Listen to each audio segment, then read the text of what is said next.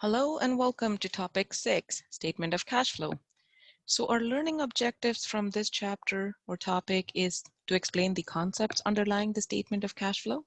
We will be preparing our statement of cash flow using both the methods, which is indirect method as well as the direct method.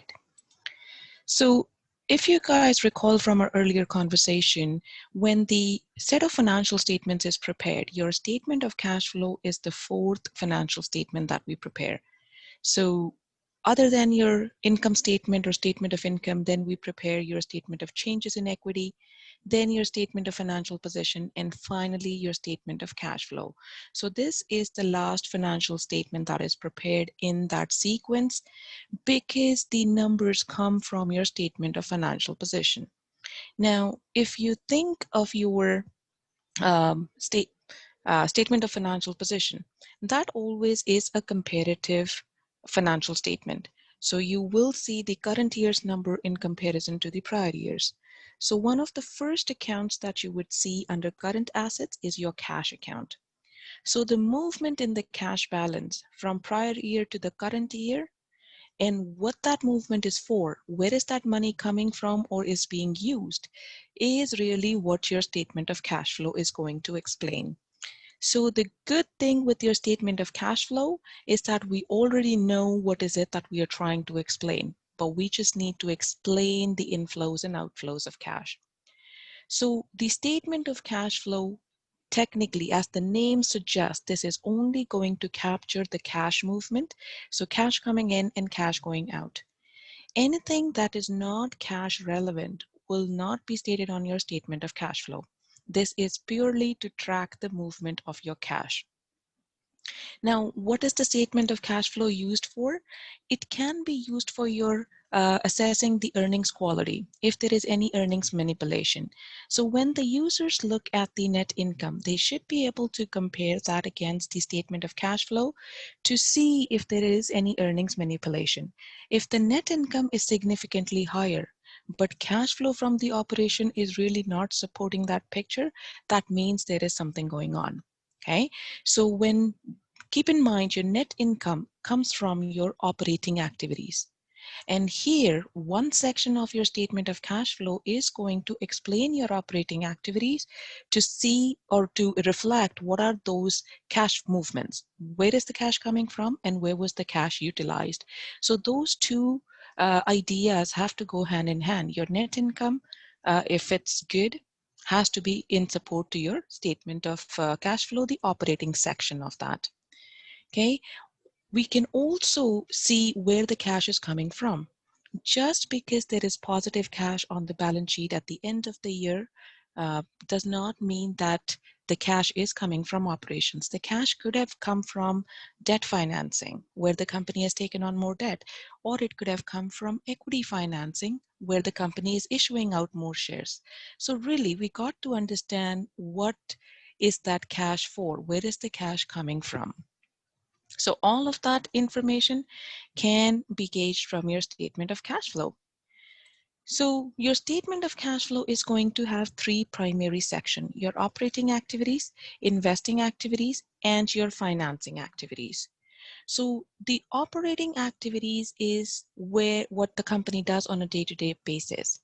So all the information that we see on your income statement is really coming from your day-to-day operations. Now, some of the inflows of cash on that will be from the revenue. When we sell our goods or some services, that is inflow of cash. When we pay the employee wages, pay for the utilities, pay for taxes, that is outflow of cash that is related to your operating activities. So we are only looking at the cash movement. Now, if you guys recall from the earlier conversation, your statement of income or income statement, that financial statement is based on accrual basis of accounting. They are not tied to the cash movement. They are tied to when the revenue was earned and when the expenses were incurred. But here we are strictly looking at cash movement.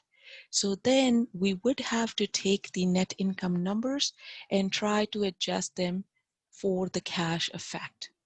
All right, and in a bit we'll see how to do that. So that is your operating activities.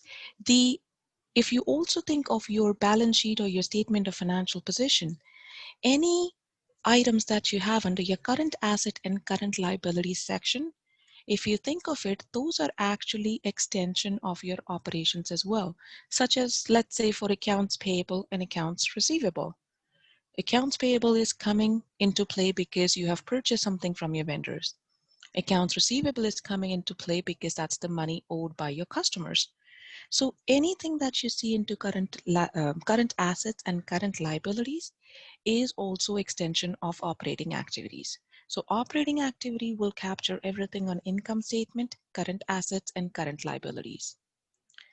Now, extending on the same balance sheet or statement of financial position, all the other assets except for the current assets section, the changes in those accounts are then captured into investing activities. So investing activities is where the business is investing in order to make money. So some of the inflows of cash from the investing activity is when you sell your property, plant, equipment. So that will be inflow of cash. On the other side, when the company purchases property, plant, equipment, or intangibles, that is outflow of cash. What we are left with on your balance sheet now is your long-term debt, because your current liabilities goes into operating section.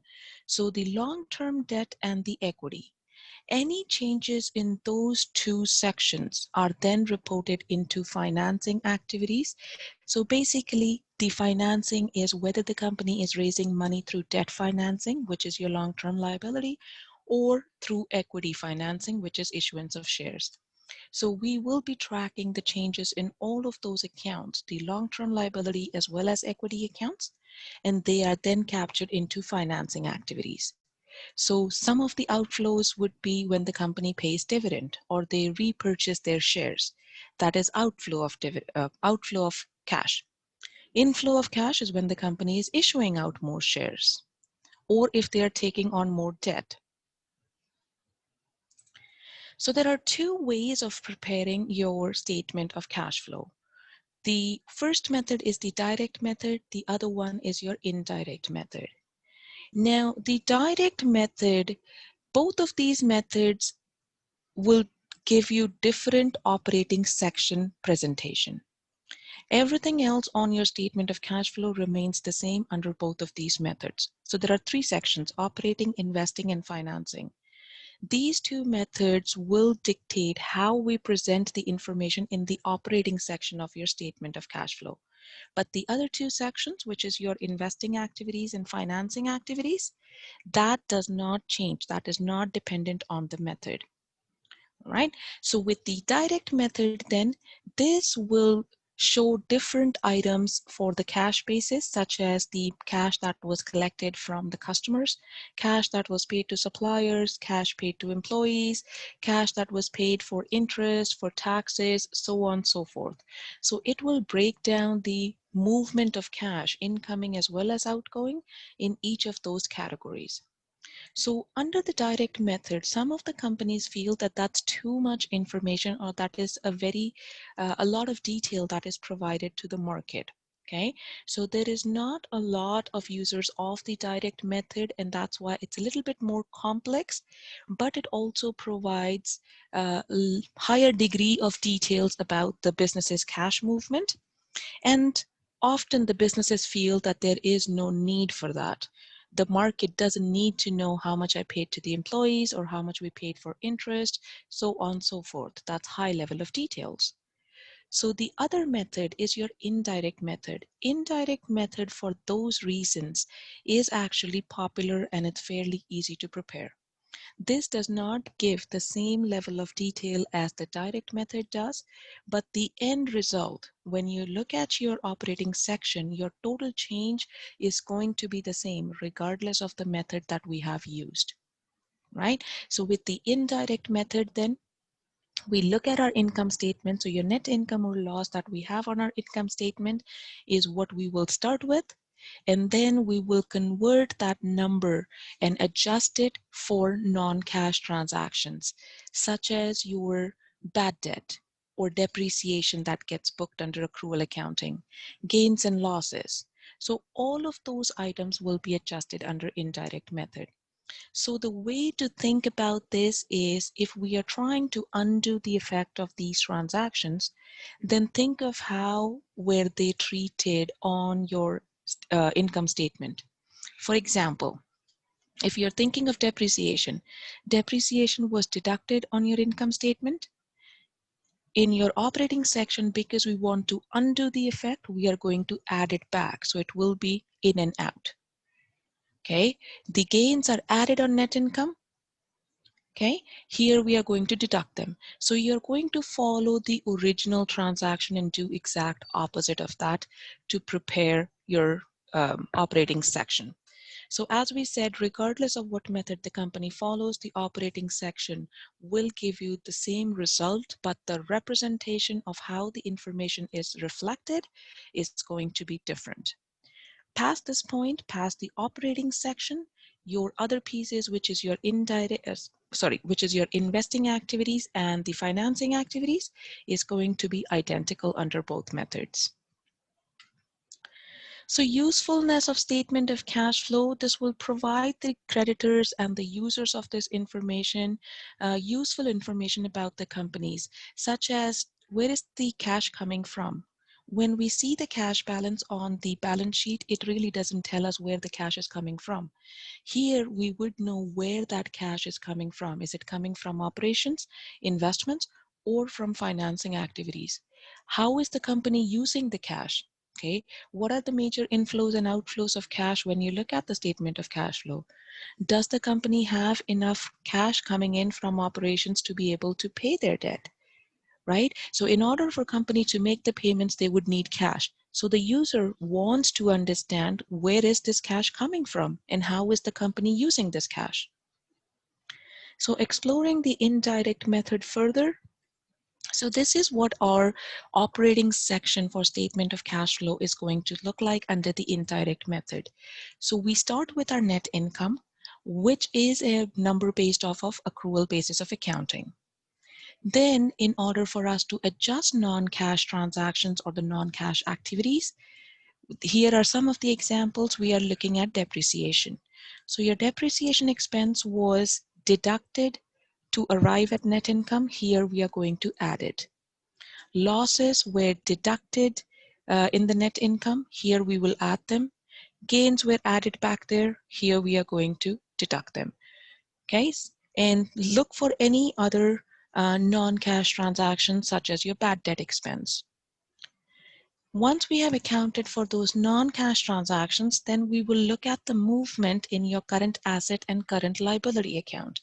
Are your current asset accounts, let's say your accounts receivable in comparison to last year, is that going up or is this coming down? And what is the impact on cash of these movements? I will give you a quick tool to recognize what to do with the movements in current asset and current liabilities at the end. Okay, so we will track all the changes in the current asset, every single account that's in current assets and current liabilities. But again, bear in mind under current assets, except for the cash account, because this whole financial statement is giving us the information about the cash movement to begin with. So once we add up or sum up the changes, that is really what your net change in the cash will be. Now, it's very important that we recognize that we need a footnotes disclosure that is required for the cash paid for interest as well as income taxes. Now, in these accounts, that information is inbuilt, but we need to categorically state that information, piece it out, and put it in the notes to your financial statements. On the other end, the same information under the direct method is going to look something like this. So there will be different accounts for cash collected from customers, cash paid to suppliers, cash paid to employees, cash paid for interest, cash paid for income taxes, and if there are any other accounts, then we would account for that as well. So the net change in all of those activities will tell you what your total net cash that was used or provided by the operating activities. Now, generally speaking, when we are preparing our statement of cash flow, I like to use the T accounts because they make logical sense and firm our understanding of the concepts. So when we are looking at the examples in class, we will be using lots of T accounts in order to understand the flow of information and to work through these statements. So for both the methods, as we said earlier, the operating section is the only one that is going to be presented differently when it comes to the statement of cash flow. So under the direct and indirect method, operating section will be presented differently, but your investing activities and financing activities are exactly the same under both methods. So any changes in your asset accounts, except for current asset section, okay, such as your property, plant, equipment, intangibles, other assets, long-term investments, so on and so forth. Any changes in those accounts with regards to cash coming in and cash going out is then captured into your investing activities. And once again, we will be using T accounts to highlight the movement of cash. With regards to our financing activities, we will look at every individual account into your long-term liabilities as well as each one of your equity accounts to recognize the cash movements. Okay, so items such as cash paid to repay the debt that the business has, cash paid for repurchasing common shares, that is cash outflow, cash paid for dividend, which is a cash inflow. If there were any new shares issued, then that would have been cash inflow.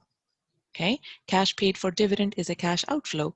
So it really depends on what other transactions we are looking at.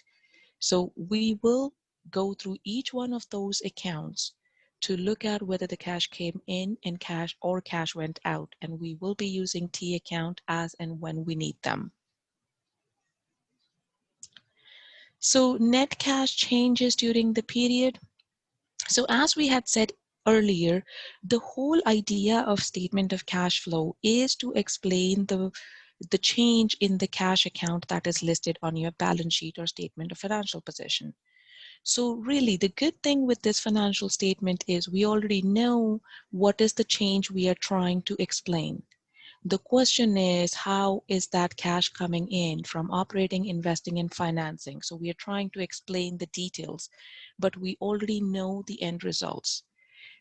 That usually does not happen with financial statements. This is the only special financial statement where we already know the end result.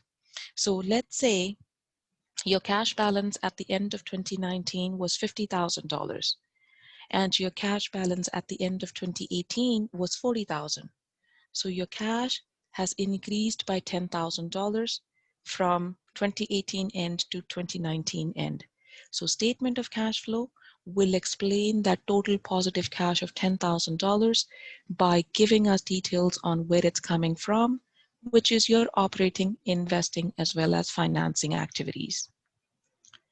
Now that is as far as your cash transaction goes, but we could come across a lot of non-cash transactions, or barter transactions, where the transactions are relevant for what we are doing, but they are just not cash in nature. And as we mentioned earlier, if any if any transaction is non-cash, then we do not include that on statement of cash flow. So we need to still account for non-cash or barter transactions. Some of the examples listed here is purchase of your non-current assets by issuing debt or equity. There is no cash movement. Your debt or equity is going up and so is your asset going up. Your accounting equation is still in balance. Conversion of your debt into equity, your stock dividends that are issued. So these are some of the common examples, but they could be other barter transactions that we could see. They are relevant, but they are non-cash. So if they are non-cash, they do not go onto your statement of cash flow.